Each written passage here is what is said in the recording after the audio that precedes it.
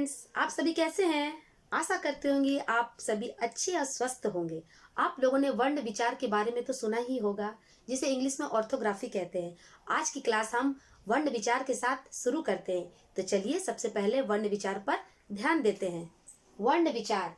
वर्ण किसे कहते हैं? वर्ण किसे कहते हैं? भाषा की सबसे छोटी से छोटी ध्वनि या मुंह से निकली आवाज जिसके और टुकड़े नहीं कर सकते उसे वर्ण कहते हैं।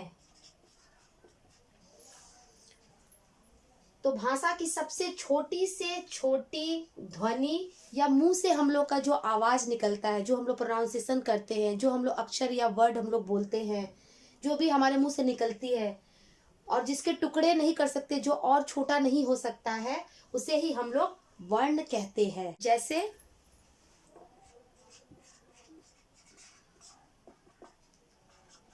अ, आ, इ, ई, क, ख, प, य, र आदि। जैसे मान लीजिए कमल एक शब्द है। अगर इसे हम तोड़ेंगे तो हमें तीन मिलेंगे। इसमें से वर्ण क म ल। जब इनके टुकड़े करेंगे तो हमें 3 वर्ड मिलेंगे, और जब हम इनके और टुकड़े करेंगे तो इन्हें हमें 6 मिलेंगे, 6 टुकड़े मिलेंगे। क म ल। क प्लस अ प्लस म प्लस अ प्लस ल प्लस अ। अब हमें 6 टुकड़े मिले। इनके और टुकड़े नहीं हो सकते हैं। यही है सबसे मूल ध्वनि या सबसे छोटी इकाई। तो वर्ण उस मूल ध्वनि को कहते हैं जिसके और टुकड़े नहीं किए जा सकते हैं। जैसे मान लीजिए हम लोग ईंट जोड़कर, सीमेंट बालू लगाकर, ईंट के ऊपर ईंट रखकर हम लोग भवन या घर का निर्माण करते हैं। उसी प्रकार हम लोग शब्द को, अक्षरों को, वर्ण को पिरोकर हम लोग वर्णमालाएं बनाते हैं। वर्ण या वर्णमालाएं बनाते हैं। अब हम लोग पढ़ेंगे वर्णमाला। वर्णमाला किसे कहते हैं? वर्णमाला किसे कहते हैं? वर्णों के व्यवस्थित समूह को वर्णमाला कहते हैं। तो वर्णों के व्यवस्थित या क्रमबद्ध समूह को हम लोग वर्णमाला कहते हैं। उनको जो हम लोग पिरोते हैं एक साथ, हम लोग उन्हें ही हम लोग वर्णमाला कहते हैं।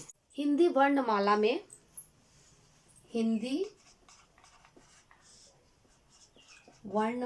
में कुल 52 वर्ण है। 11 स्वर,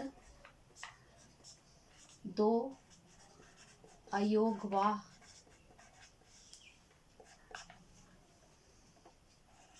35 व्यंजन,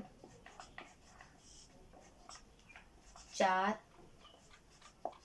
संयुक्त व्यंजन,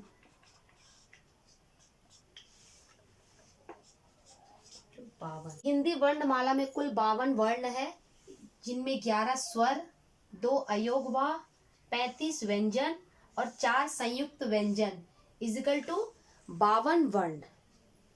अब हम पढ़ते हैं वर्ण के कितने भेद होते हैं। तो आज की कक्षा में हम लोगों ने क्या पढ़ा? आज की क्लास में हम लोगों ने पढ़ा है वर्ण किसे कहते हैं, उनके उदाहरण, और वर्णमालाएं किसे कहती हैं, हिंदी में कुल कितनी वर्णमालाएं हैं आदि। तो आशा करती हूँ आप लोगों को वर्ण से संबंधित सभी तरह के क्वेश्चन आपको समझ में आ गया होगा। तो इसे घर में पढ़ते रहिए और आगे का वीडियो मेरा देखते रहिए। तब तक के लिए धन्यवाद।